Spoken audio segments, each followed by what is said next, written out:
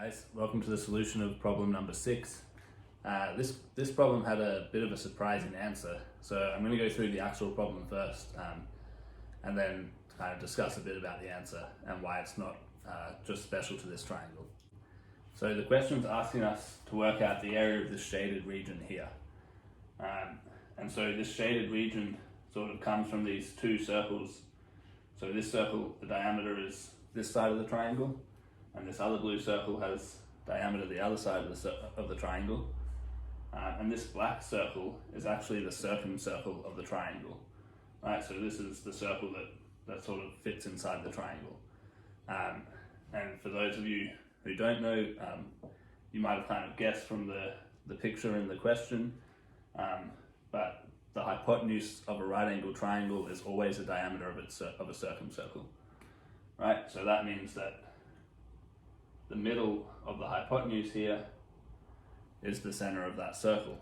And so the first thing I guess we want to do is work out what that length is, and we can do this using Pythagoras' theorem, right?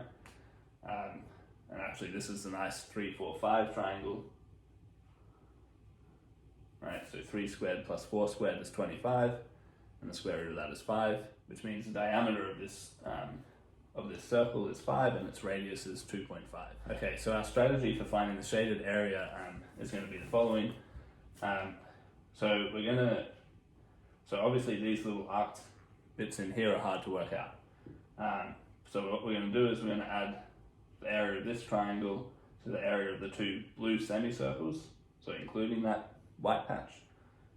The area of that one, we'll add all of that together, and then we're just taking out the area of that black semicircle. Right, so that's what we've written here, right? Area of the triangle plus the area of the blue semicircles minus the area of the black semicircles. Okay, and all of those are fairly easy to work out. So the area of the triangle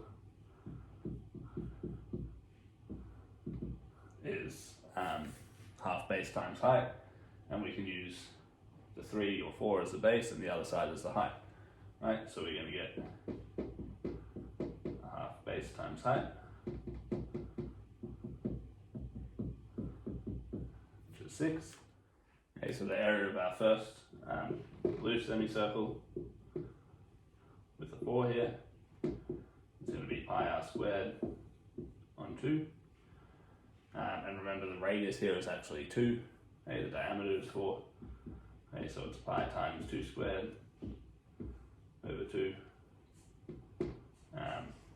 which is just 2 pi. Okay, the area of our second semicircle, so I won't work it out completely nicely, it's going to be the same, pi r squared on 2, and on this side our radius is 1.5, so we get pi times 1.5 squared over 2. And finally the area of this large semicircle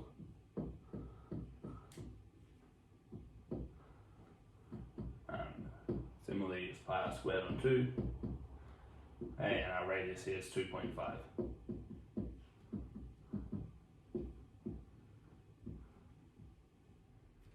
Okay, so putting that all together we can work out this shaded area. So it's going to be the area of the triangle, which was 6, plus the area of our blue semicircles, so the first one was pi times 2 squared on 2, and the second one was pi times 1.5 squared,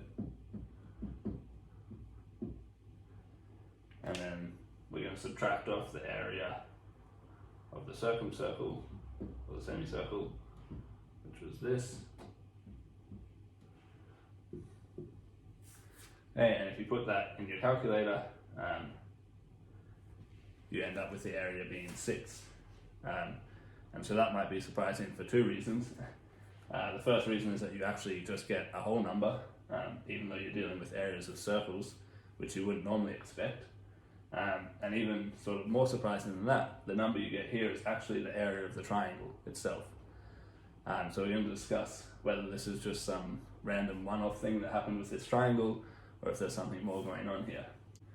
And so actually the first clue that we have that this is not just a one-off case is that the reason that we sort of ended up with this nice number is because up here sort of all of these have a factor of pi on 2, and here we've got 2 squared plus 1.5 squared, and then we're subtracting off the 2.5 squared. And so that sort of looks like it might be something to do with Pythagoras' theorem, right? Except all the lengths are halved. That doesn't matter, it's just scaling the triangle. But we have this side squared plus this side squared, and then we're subtracting off the hypotenuse squared. And so that's sort of the reason that all of that just ends up disappearing and we get left with the 6. So it actually turns out that this will happen with any right angle triangle we choose. So it wasn't special to the 3, 4, 5 one. I guess the key thing here with the right angle triangles is that the circumcircle has the hypotenuse for a diameter. And so sort of this, if we just look at the area of these blue semicircles and the area of this black semicircle, they will always cancel out, right? Okay, so here we have this more general setup. We've just got A, B, and C, and it's a right angle triangle, so C squared is equal to A squared plus B squared. If we look at the area of these blue semicircles, this first one, the area is going to be pi times the radius here is B over 2. And it's a semicircle, so we divide that by 2. And over here for this one, the area is going to be A over 2 squared all over 2. And then the area of that black semicircle, and we'll do it down here, is pi times C over 2 squared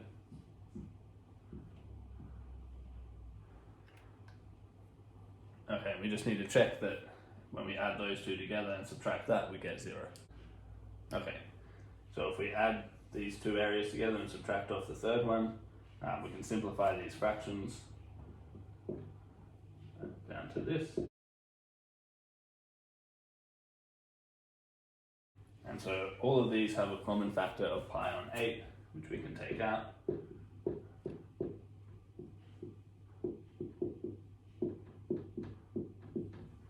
Okay, and because it's a right angle triangle, we know that a squared plus b squared is equal to c squared. And so this becomes c squared minus c squared, which is obviously 0. And so that's why these areas are cancelling each other out, and you end up with just the area of the triangle. And so that shaded blue region there is always equal to the area of the triangle.